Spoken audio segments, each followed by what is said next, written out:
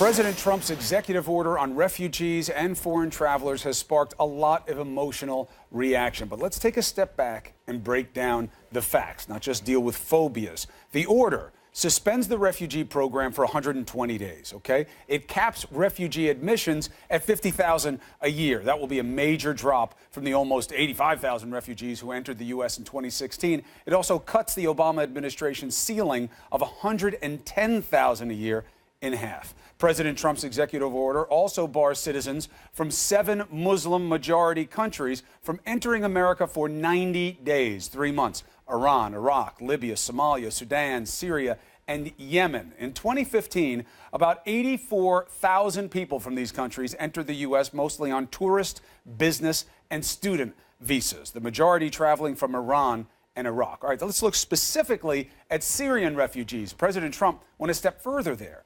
There's an indefinite ban on anyone fleeing persecution in Syria. Last year, the U.S. accepted around 12,600 Syrians, second only to refugees coming from the Democratic Republic of the Congo. You will hear that Christians can't get out of Syria, but Muslims can get into the U.S. That's not true. Equal amounts of each got into the U.S. last year. So how many terror attacks have refugees actually carried out in the U.S.? According to the conservative-leaning think tank, the Cato Institute, of the more than 3 million refugees admitted from 1975 to the end of 2015, 20 were terrorists, amounting to 0.00062%. Of those 20, only 3 attacks were successfully carried out. 3 people lost their lives. So how many Americans have been killed by citizens of these countries? None. From 1975 through 2015, Cato research says none.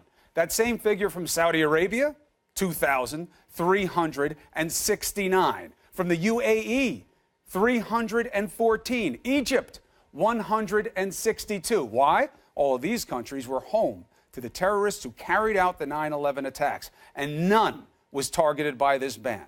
Also not on the list, countries where President Trump appears to have business interests. So finally, let's take a look beyond all the heated rhetoric. How big is the actual threat here at home? Let's be honest, that's what this is about, the fear, right? According to Cato, the chance of an American being killed by a foreign-born terrorist is 1 in 3.6 million.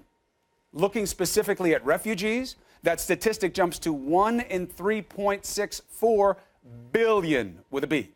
2015 data from the Centers for Disease Control and Prevention shows us you're actually more likely to die being struck by lightning, being hit by a bus, falling out of your bed than you are of dying in a terror attack. The number in that study, by the way, that Cato did does not include the 14 killed in the December 2015 shooting in San Bernardino. However, if you put that number in, it's still lower than the other causes of death listed.